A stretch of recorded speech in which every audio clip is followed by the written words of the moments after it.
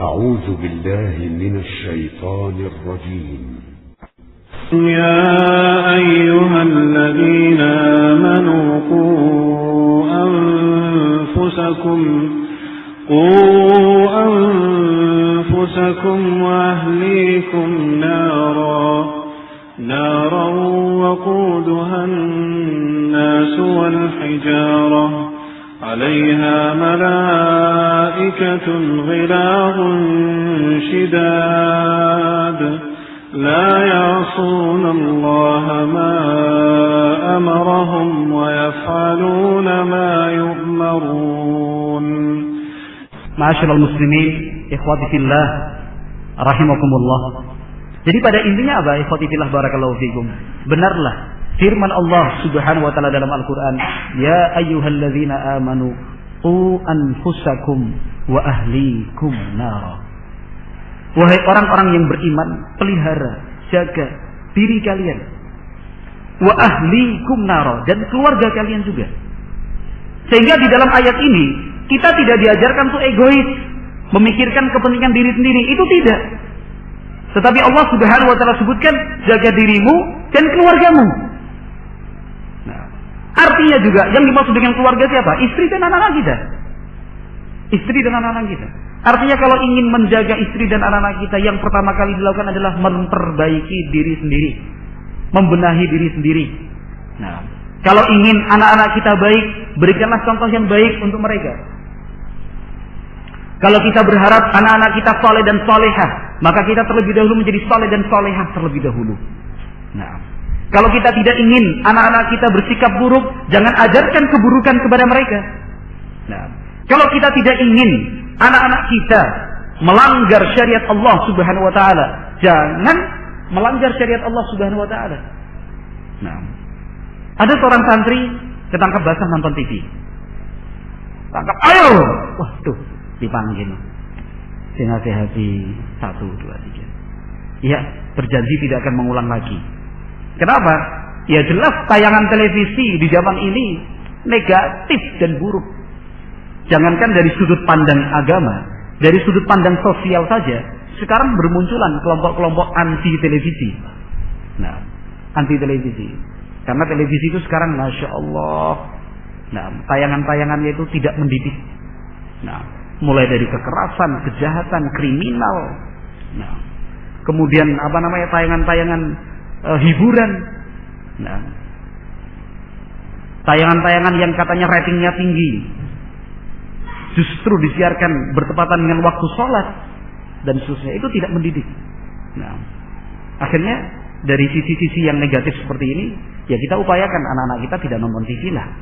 Nah, bagaimana dengan keperluan informasi kita, informasi mereka? Kita sebagai orang tua yang memposisikan diri untuk siap memberikan informasi yang baik, yang tepat untuk anak-anak kita. Ini suatu saat santrinya ketahuan nonton TV, ayo nonton TV. Iya Ustaz, ini saya. Terulang lagi, dicecok, dimarahin. Akhirnya si anak dengan lugunya, Abi juga nonton TV kok Ustaz. Oh, ayo angel kalau kayak gini. Angel. Oh gitu toh. Ternyata yang berkasus ini bukan santrinya. Yang berkasus ternyata orang tuanya. Nah, mau dinasihati bagaimana, pulang di rumah ya abinya nonton TV juga. Sama. Di rumah nggak ada televisi tapi nontonnya di tetangga, nontonnya di warung misalkan. Pulang ke rumah dari pondok liburan, uminya bilang, "Le, tolong abi dipanggilkan, Le." "Oh ya Mi." Cari abinya di warung, lihat abinya sedang asik nonton TV gini. Abi nonton TV, ikut juga di sampingnya. Bagus ya Bi ya. Oh, nggak sadar. Ini yang ngajak bicara anaknya sendiri. Apa Pak? Oh, apa? Sambung. Kok di sini? Anaknya lupa kalau tadi diutus ibunya untuk memanggil bapaknya. Itu ada satu kasus yang saya temukan seperti itu. Sudah dinasihati, pol mentok. Dengan lugu dia mengatakan, Ustaz, wong abiku aja nonton TV kok. Oh iya, sudah cukup tadi kasusnya. Berikutnya orang tuanya yang dipanggil. Aduh, itu waktu itu kita panggil juga. Tuh, Mas, ini apa yang susah kita juga. Ternyata begini, ya Ustaz, nah begitu. Mulai sekarang jangan diulang lagi, ya Ustaz. Jadi memang hubungan antara keharmonisan orang tua, dalam hal ini antara ayah dan ibu, kemudian contoh-contoh perilaku mereka dalam keseharian, itu sangat memberikan warna dan sangat memberikan pengaruh pada pendidikan yang diberikan kepada anak-anak kita. Nah, yang diberikan kepada anak-anak kita. Nah, kalau misalkan orang tua walaupun mungkin tidak sadar mengajarkan berbohong, anak pun akhirnya ikut berbohong. Nah, anak pun akhirnya ikut berbohong. Nah, tamu datang,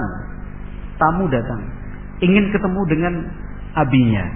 Tapi sang abi lagi nggak pengen ketemu, bilang abi nggak ada. Keluar, abi nggak ada pak. Oh gitu ya sudah.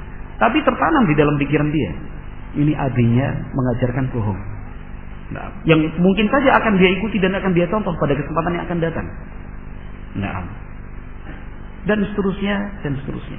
Oleh sebab itu, sebagian ulama mengatakan, ya bunayya, inni la azidanna fis salati min ajlik. Wahai anakku, sungguh saya ini mempersering salat,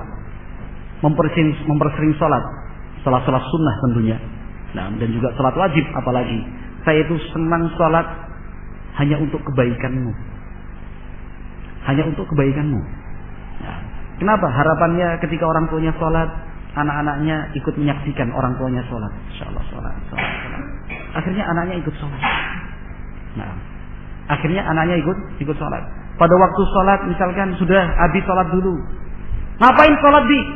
Ya karena Allah perintahkan. Kalau tidak salat dosa, bisa masuk neraka. Oh gitu ya. Umiknya juga seperti itu, dalam kesibukannya juga mengatakan, sudah Umi salat dulu. Kenapa Umi salat? Ya ini perintah dari Allah. Terbiasakan seperti itu. Nah, perlihatkan dan tunjukkan bahwa ketika kita melaksanakan salat senang, bahagia, gembira, sehingga anak-anak kita tidak akan merasa berat untuk melaksanakan salat. Kenapa? Lihat abinya salat senang, ibunya salat dalam keadaan gembira, tidak kelihatan berat sama sekali. Nanti sang anak pun akan berusaha meniru. Barakallahu fiik. Nah, akan meniru.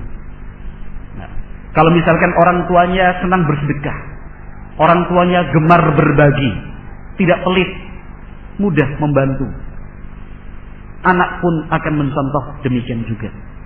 Nah, misalkan di dalam rumah ada beberapa makanan, nah, daripada tidak dimakan, akhirnya orang tua mengatakan sudah besok dibagi-bagi aja nih. Dibagi-bagi aja mas misalkan untuk ini. Anak ikut mendengar. Oh bagi-bagi. Sehingga ketika suatu saat dia punya makanan, pulang ke rumah orang tuanya tanya, lo mana makanannya dek? Habis. Lo kok habis? Dibagi-bagiin sama teman. Alhamdulillah. Bersyukur kepada Allah Subhanahu Wa Taala. Ternyata pendidikan kita itu sudah masuk. Senang berbagi, ya, gemar memberi kepada orang lain. Nah, itu penting. Nah, ketika misalkan orang tua mengajarkan kepada anak-anaknya bagaimana bersikap baik kepada tetangga. Anaknya diajak keluar, usianya masih kecil. Keluar dari rumah ketemu tetangga. Ucapkan salam. Assalamualaikum Pak Ade. Terus pundi kabaripun? Jengtem pundi? Misalkan kan gitu nanya. Assalamualaikum. Ini anak ikut mendengar. Ini kita telah mendidik anak untuk bersikap baik kepada tetangga. Nah, setiap ketemu orang, assalamualaikum. Tetangganya Mbah, Bude, Pak, Bu, anaknya ikut mendengar. Nah, kalau misalkan ketemu dengan tetangga yang satu jenis, misalkan laki-laki ya, kita ikhwan ketemu dengan tetangga laki-laki, jabatan tangan. Anak kita juga, ayo jabatan tangan sama Pak D, cium tangannya. Ini juga mendidik. Barakallahu fiik. Nah, insya Allah anak-anak kita pun nantinya ketika mereka keluar dari rumah itu bergaul dengan masyarakat, berbaur dengan cara-cara yang syar'i tentunya. Caranya seperti apa tadi? Mengucapkan salam. Assalamualaikum Pak De, Pak Dending. Tetangga kita Masya Allah, bocah iki sopane, ya Allah. Kan itu. Tapi kalau misalkan contoh yang terbalik kita berikan. Keluar dari rumah ketemu tetangga ya diem, nyapa juga tidak, salam apalagi. Anak kita pun akan terdidik seperti itu. Dia tidak akan merasa untuk memiliki kewajiban mengucapkan salam. Dia tidak akan merasa memiliki kewajiban untuk menegur, untuk menyapa. Seperti itu hidupnya akhirnya. Nah, tidak ada sensitivitas, tidak peka dengan lingkungan. Siapa yang paling berpengaruh dalam hal ini? Orang tuanya. Nah, orang tuanya. Nah, orang tua juga seperti itu. Barakallahu fiik. ketika mengajarkan kepada anaknya bagaimana cara berbakti kepada orang tua.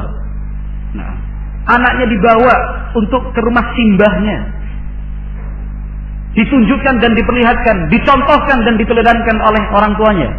Ketemu simbahnya, cium tangan, cium dahi misalkan. Didoakan, assalamualaikum Pak, assalamualaikum Bu, mugi-mugi Bapak Ibu, semua didoakan. Anaknya kan melihat, oh begini ya cara bersikap kepada orang tua. Nah, cara bersikap kepada orang tua. Diaturi apapun sama orang tua, nggih sama simbahnya. Le, no, nggih. Anak kita mendengar. Sehingga suatu saat ketika kita perintahkan mereka, harapannya anak-anak kita juga mengatakan, nggih Pak, nggih Bu. Nah, gitu. Tapi kalau misalkan contoh terbalik yang kita berikan, orang tua kita memanggil, tapi nanti, oke Pak. Anak kita juga seperti itu, le tolong, engkau Pak. Dimarahin, lah Bapak yang ngajari. Susah. Nah, jadi ikhwati fillah barakallahu fikum, ketika kita berbicara tentang praktek nyata, mengamalkan ilmu yang telah kita punya, mempraktekkan ilmu yang telah kita pelajari, maka yang terpenting adalah menjadikan anak-anak kita sebagai objeknya. Bagaimana kita mengamalkan ilmu itu di hadapan anak-anak kita. Nah, di hadapan anak-anak kita. Yang jelas kita memang selama ini masih belum maksimal untuk memberikan perhatian buat anak-anak kita. Belum maksimal untuk memberikan perhatian buat anak-anak kita. Nah, anak-anak kita seakan-akan tidak memiliki orang tua. Kenapa? Karena kurangnya kita memberikan waktu dan perhatian buat mereka. Anak-anak kita, banyak dari mereka yang merasakan kehampaan dan kekosongan hati. Nah, karena jarang diberikan siraman perhatian dari orang tuanya. Nah, tentunya yang paling terpenting dari itu juga adalah banyak-banyak berdoa kepada Allah Subhanahu wa taala. Barangkali kita selama inilah yang kurang meminta dan jarang berdoa kepada Allah Subhanahu wa taala. Berdoa kepada Allah Subhanahu wa taala agar anak-anak kita menjadi anak-anak yang saleh dan salihah. Rabbana hab lana min azwajina wa dzurriyyatina qurrata a'yun. Ya Allah, anugerahkanlah untuk kami istri dan anak-anak yang menyenangkan, membahagiakan, menyejukkan pandangan, menggembirakan hati. Ini doa yang mau tidak mau harus selalu dibaca. Karena Allah Subhanahu wa taala Sami'ud du'a, zat yang Maha mendengarkan doa. Mujibud da'awat, karena Allah Azza wa Jalla adalah zat yang selalu mengabulkan permintaan hamba. Nah, sekali lagi barangkali kita yang kurang meminta dan jarang berdoa kepada Allah Subhanahu wa taala, meminta kebaikan agar diberikan untuk anak-anak kita, memohon kebaikan agar dicurahkan untuk anak-anak kita. Khawatirnya lagi, tanpa kita sadari, tanpa kita rasa, kita pernah mengucapkan doa kejelekan, doa keburukan untuk anak-anak kita. Ini tidak boleh. Nabi sallallahu alaihi wasallam dalam hadis Jabir bin Abdullah yang diriwayatkan oleh Imam Muslim rahimahullahu taala melarang kita untuk mendoakan keburukan, mendoakan kejelekan untuk anaknya. La tad'u ala anfusikum wala amwalikum wala auladikum fatwafiqus sa'atan yustajabu fiha du'a atau kama qala Nabi sallallahu alaihi wasallam. Jangan mendoakan kejelekan untuk dirimu sendiri. Jangan mendoakan kejelekan untuk hartamu. Jangan mendoakan kejelekan untuk anak-anakmu. Yang dikhawatirkan saat doa kejelekan itu diucapkan bertepatan dengan waktu mustajab, pada waktu itu semua yang diminta dan didoakan hamba dikabulkan oleh Allah Azza wa Jalla. Jangan sampai mendoakan jelek untuk anaknya. Doakan kebaikan. Walaupun anaknya nakal, walaupun anaknya selalu menyakiti orang tuanya, walaupun anaknya tidak berbakti kepada orang tua, walaupun anaknya durhaka sekalipun kepada orang tuanya, jangan sekali-kali mengucapkan doa keburukan untuk mereka. Justru kita semakin bersemangat untuk mendoakan kebaikan untuk mereka. Allahumma hdihim, Allahumma hdihim, Allahumma hdihim. Ya Allah, berikanlah petunjuk untuk anak-anakku. Ya Allah, berikanlah hidayah untuk anak-anakku. Ya Allah, berikanlah kesempatan untuk mereka bertaubat. Ya Allah, berikanlah kesempatan untuk mereka untuk mengenal jalan yang lurus. Doa. Nah, karena tidak sedikit orang tua yang kemudian berbahagia. Mereka yang memiliki anak-anak nakal, anak-anak yang perilakunya telah menyimpang dari batas kenormalan, sudah putus asa. Semua cara diupayakan, semua langkah dilakukan, tetapi akhirnya dia putus asa. Apa yang dilakukan berikutnya? Berdoa, terus berdoa, tidak lelah, tidak henti, terus menerus berdoa, dan Allah Subhanahu wa taala kabulkan. Allah Subhanahu wa taala kabulkan dengan cara yang dipilih oleh Allah Azza wa Jalla, dengan banyak cara. Tetapi hal-hal yang seperti ini nyata terjadi. Nah, nyata terjadi. Nah, berikan contoh yang baik. Jangan lakukan sesuatu yang buruk di hadapan mereka. Nah, jangan sampai kita bertikai, bertengkar di hadapan anak-anak. Itu perlu sekali. Jangan berbuat kasar kepada istri. Jangan membentak istri di hadapan anak-anak. Seorang istri pun demikian. Turuti keinginan suami selama itu baik. Nah, jangan tunda-tunda untuk memenuhi keinginan suami selama itu baik. Apalagi itu dilakukan di hadapan anak-anak kita. Misalkan Anda wahai seorang istri, barakallahu fiik. Misalkan Anda wahai seorang istri, suaminya sedang makan, nah ternyata kurang garam, misalkan, atau minta dibuatkan minuman. Anda sebagai seorang istri yang pertama lakukan, siap, misalkan, sekarang, karena di hadapan kita ada anak-anak.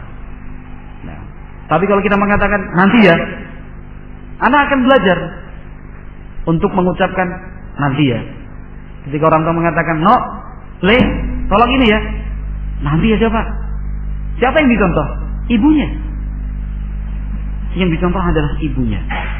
Nah, atau misalkan barakallahu fiik, seorang ayah ngajak anaknya keluar. Ternyata di tengah jalan berhenti, ada es durian itu. Beli. Selesai beli es durian, pesan sama anaknya, nanti kalau sampai rumah jangan ngomong sama Umi ya. Ini juga pendidikan yang buruk. Mampir sana mampir sini dipesenin, jangan cerita sama Umi ya. Subhanallah. Tanpa dia sadari, dia telah mendidik anaknya melakukan perilaku yang buruk. Nah, menutup-nutupi, menyembunyikan sesuatu. Nah, mendidik anaknya untuk kemudian barakallahu fiik, tidak berterus terang. Ini sering sekali terjadi. Nah, pokoknya dipesenin sama abinya, jangan cerita sama ibumu, jangan cerita sama umimu, nanti kita makan lagi seminggu lagi. Mie ayam, bakso, soto dan seterusnya. Yang penting jangan cerita lo ya. Ya bi. Insyaallah. Akhirnya begitu juga. Kalau dia melakukan sesuatu, dia tidak akan cerita sama abinya. Kamu ini kok nggak ngaku? Ya abi yang ngajari kok. Nah, nanti takutnya abi tersinggung, nanti takutnya abi marah. Makanya saya nggak cerita. Siapa yang salah? Orang tuanya. Nah, siapa yang salah? Orang tuanya. Jadi memang kalau tentang ayat dan hadis Nabi Sallallahu Alaihi Wasallam serta ucapan para ulama yang mengajarkan kepada kita untuk memberikan perhatian terhadap pendidikan anak-anak kita, terutama pendidikan agama mereka, itu sudah begitu banyak dan sebagian besarnya kita hafalkan dan pernah kita dengar. Tetapi yang paling terpenting adalah teknis di lapangannya seperti apa. Teknis di lapangan itu seperti apa. Nah, tentunya orang per orang itu kasusnya berbeda. Yang saya sampaikan dalam kesempatan siang hari ini sifatnya umum, barakallahu fiik, tidak menutup kemungkinan di sana ada kasus-kasus secara khusus yang bisa saja terjadi sehingga memerlukan penanganan yang khusus juga. Tetapi yang terpenting tetap selalu optimis, selalu berbesar hati dan selalu yakin bahwasanya Allah Subhanahu wa taala Maha Kuasa untuk memenuhi apa yang kita minta, dan semoga Allah Subhanahu wa taala menjadikan anak-anak kita menjadi anak-anak yang saleh dan salehah serta berguna untuk umat dan masyarakatnya. Wallahu a'lam bishawab.